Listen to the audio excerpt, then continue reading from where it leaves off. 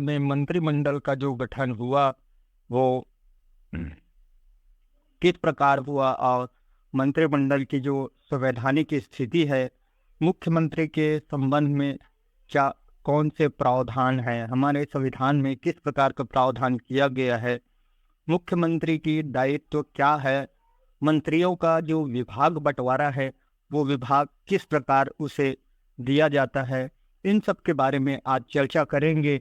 मुख्य चुनाव आयुक्त राजीव कुमार के द्वारा सोमवार 9 अक्टूबर 2023 को दिल्ली के आकाशवाणी के रंग भवन ऑडिटोरियम में प्रेस कॉन्फ्रेंस कर छत्तीसगढ़ में आचार संहिता की घोषणा किया गया था।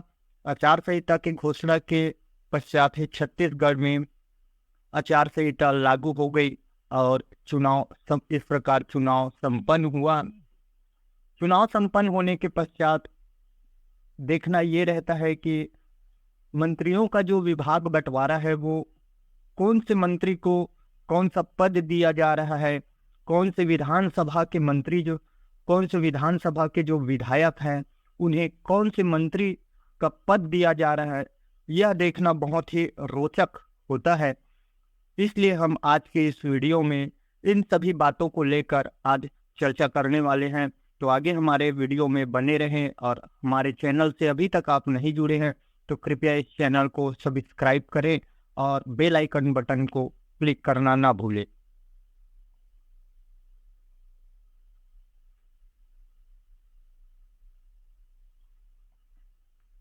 पहले चरण की वोटिंग जो हुआ वो 7 नवंबर 2023 को वोटिंग हुआ, जिसमें 20 विधानसभा सीटों में वोटिंग संपन्न हुआ और दूसरे चरण में 17 नवंबर को 70 विधानसभा सीटों में वोटिंग हो गई और 54 सीट लेकर छत्तीसगढ़ की 90 सीटों में 54 सीट में बीजेपी की जो पार्टी है उन्होंने इस प्रकार छत्तीसगढ़ की 90 सीटों में 54 सीट में भाजपा पार्टी के द्वारा जीत दर्ज किया गया और अपनी सरकार बनाई, जिसमें सरकार बनने के पश्चात अब हम इसमें जानेंगे कि किसे क्या मिला।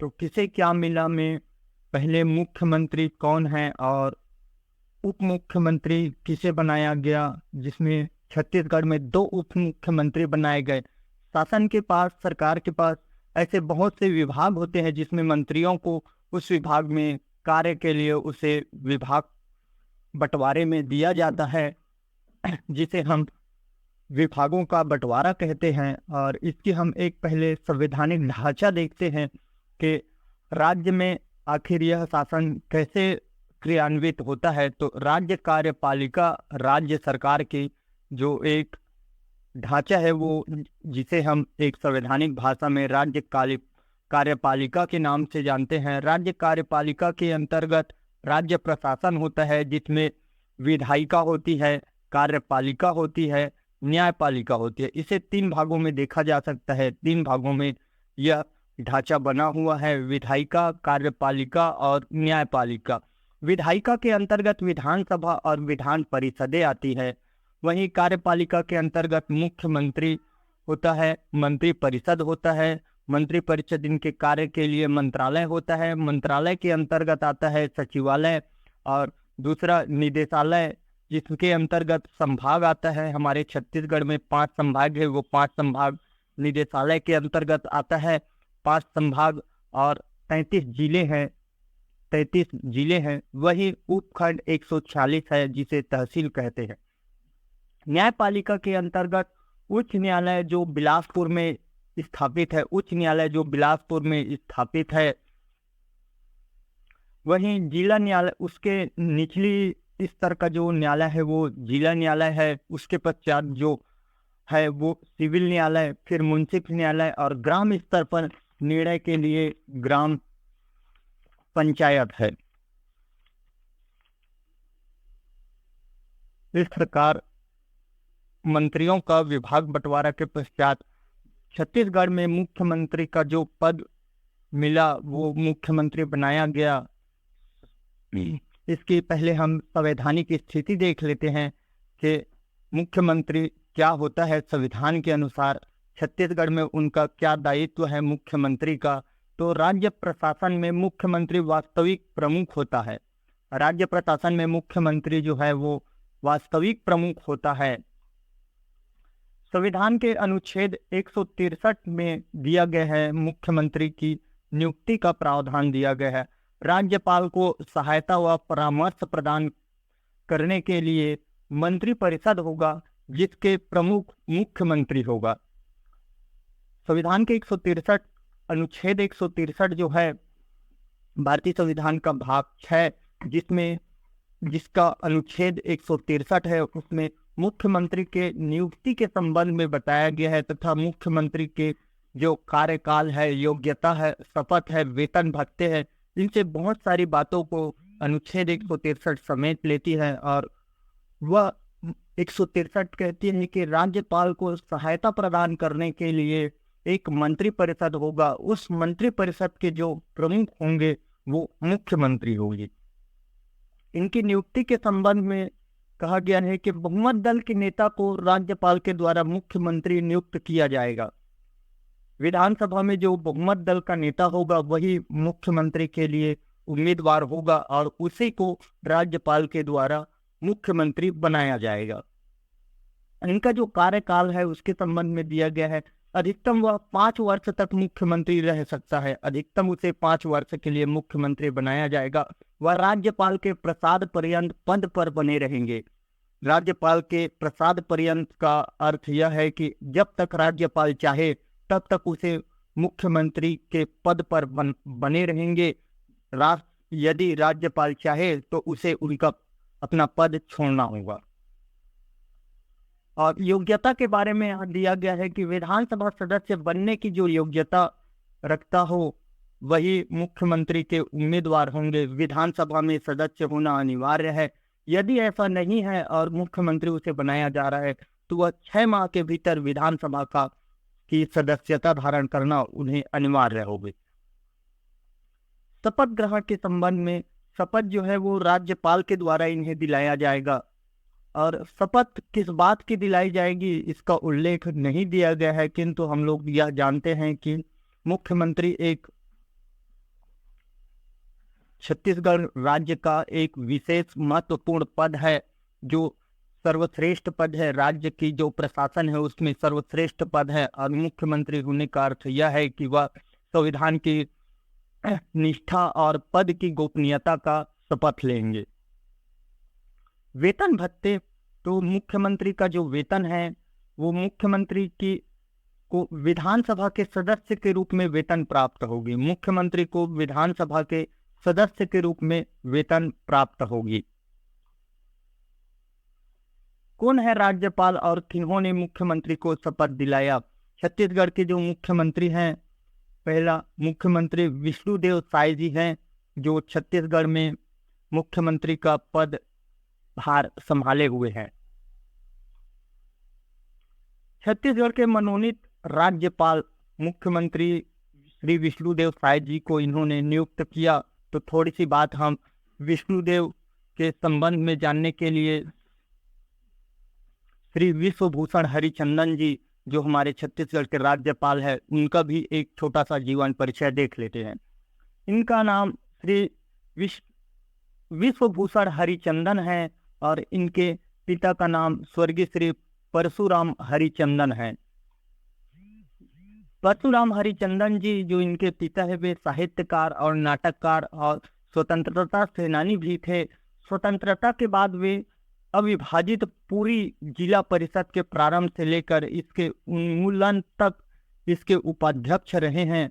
इनका जन्म जो हुआ था वो श्री विश्वभूषण हरिचंदन जी का जो जन्म हुआ था वो 3 अगस्त 1934 को उड़ीसा के खोरधा जिले के बानपुर में हुआ था। जन्म स्थान जो इनका है वो उड़ीसा के खोरधा जिले के बानपुर में हुआ था। इनकी जो शैक्षणिक योग्यता है वो SCS कॉलेज पुरी से अर्थशास्त्र में ऑनर्स की डिग्री ली एवं MS लॉ कॉलेज कटक से इन्होंने LLB की डिग्री ली। इनकी जो जीवन साथी है अर्थात पत्नी इनकी, जिनका नाम है सुप्रभा हरिचंदन है। इनके पत्नी का नाम सुप्रभा हरिचंदन है। वहीं पृथ्वीराज हरिचंदन तथा प्रसन्नजीत हरिचंदन इनके 2 पुत्र हैं।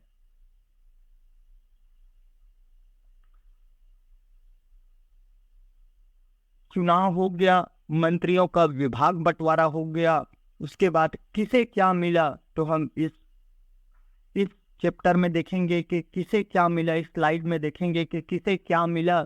तो पहला जो विभाग है, मंत्रि परिषदों का जो पहला विभाग है, उसमें नाम आता है मुख्यमंत्री श्री विष्णुदेव साय जी हैं पहले विभाग के मुखिया। मुख्यमंत्री श्री विष्णुदेव साय जी को मिला है सामान्य प्रशासन विभाग। वहीं खनिज साधन तथा ऊर्जा संपर्क, वाणिज्य कर, आबकारी, परिवहन एवं अन्य विभाग जो किसी मंत्री को आवंटित नहीं हुआ है वो मुख्यमंत्री जी को प्राप्त होता है। वहीं उप मुख्यमंत्री श्री अरुण साव जी हैं उप मुख्यमंत्री। इनको क्या मिला तो लोक निर्माण विभाग इनको मिला तथा लोक स्वास्थ्य यांत्रिकी मिला है। विधि और विधायी कार्य एवं नगरीय प्रशासन की जिम्मेदारी इन्हें दिया गया है, उप मुख्यमंत्री श्री अरुण साव जी को। अगला है उप मुख्यमंत्री श्री विजय शर्मा जी। श्री विजय शर्मा जी जो कवर्धा से विधानसभा सीट में अच्छी जीत दर्ज किए हैं एवं इन्हें जो मिला है वो गृह एवं जेल विभाग तथा पंचायत एवं ग्रामीण विकास विभाग, तकनीकी विभाग एवं रोजगार, विज्ञान और प्रौद्योगिकी विभाग श्री विजय शर्मा जी को प्राप्त हुआ है।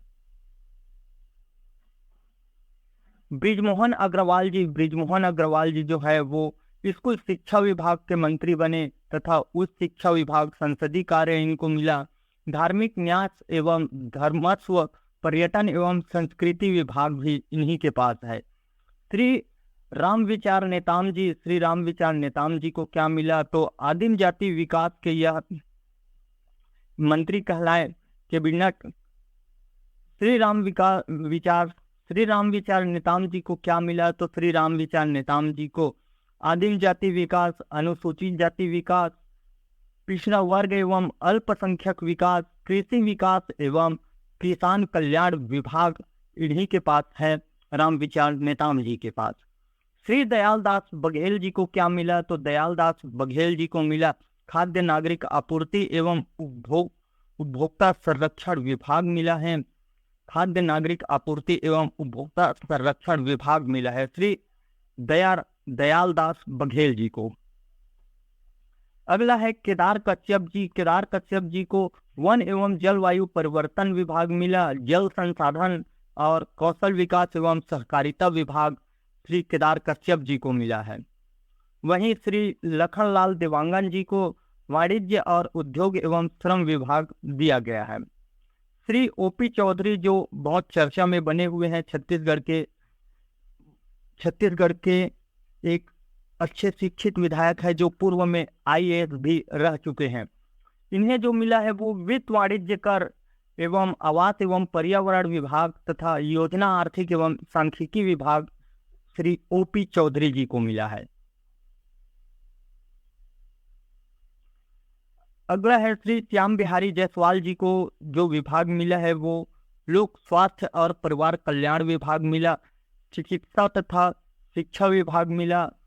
20 सूत्री कार्यान्वयन विभाग जो है वो श्री श्याम बिहारी जायसवाल जी को मिला है। श्री टंकराम वर्मा जी को जो मिला है वो खेलकूद एवं युवा कल्याण, राजस्व एवं आपदा प्रबंधन विभाग जो है वो श्री टंकराम वर्मा जी के पास है।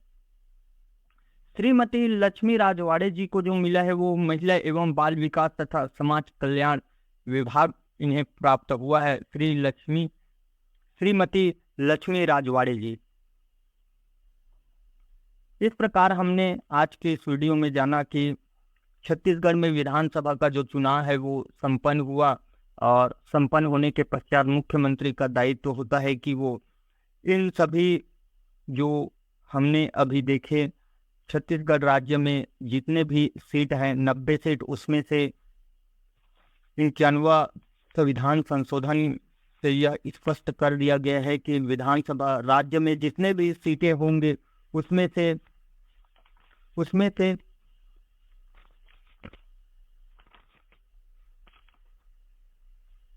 छत- छत्तीसगढ़ राज्य में जितने भी सीटें होंगे उसमें से 15% ही मंत्रिमंडल के लिए, 15% ही विधायक ऐसे होंगे जिसे मंत्रियों का कार्यभार दिया जाएगा।